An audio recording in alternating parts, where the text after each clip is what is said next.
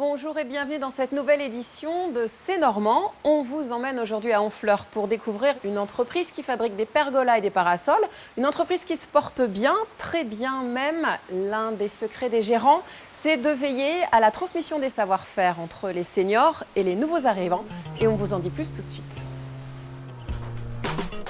Chez Socotex, on parle d'architecture textile puisqu'ici, les 43 salariés font dans le haut de gamme du store et des abris extérieurs.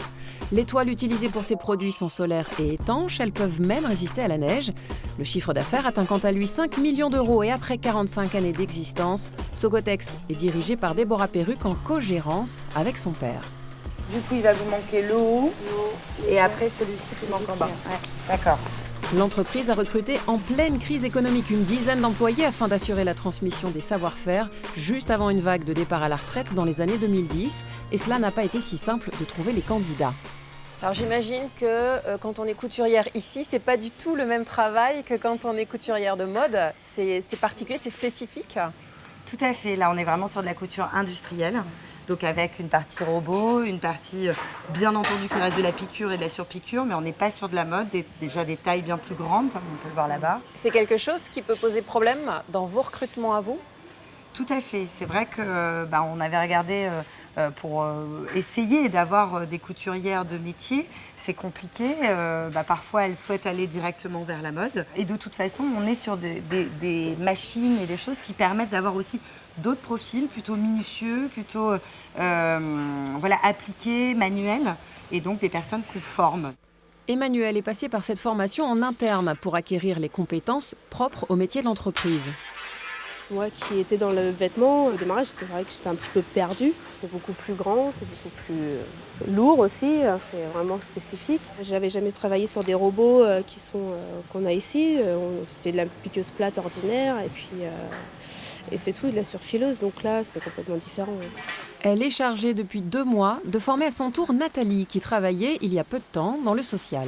On nous fait confiance. J'aurais pas pensé postuler dans ce domaine-là. Et là, je ressens la confiance et j'apprends et je fais ce que j'aime. Si pour apprendre les bons gestes, le CV n'a pas vraiment d'importance, il ne faut pas commettre d'erreur de casting. On sait que des personnes manuelles, c'est important dans tous les cas. Après, ça va être en termes de comportement. C'est qu'on vient les faire venir ici, souvent au minimum une journée, pour faire des tests sur des échantillons, sur toute une journée sur une certaine machine, parfois pas les plus simples, pour voir un peu comment la personne appréhende. Dans un recrutement, on trouve, mais la personne trouve aussi. Il faut qu'elle ait l'envie de faire ce chemin avec nous, parce qu'il va y avoir la formation. Et puis après, est-ce qu'on sent une rapidité, un geste le chef d'atelier, à force, comme c'est souvent les personnes qui sont tuteurs dans les ateliers, commence à de mieux en mieux les identifier.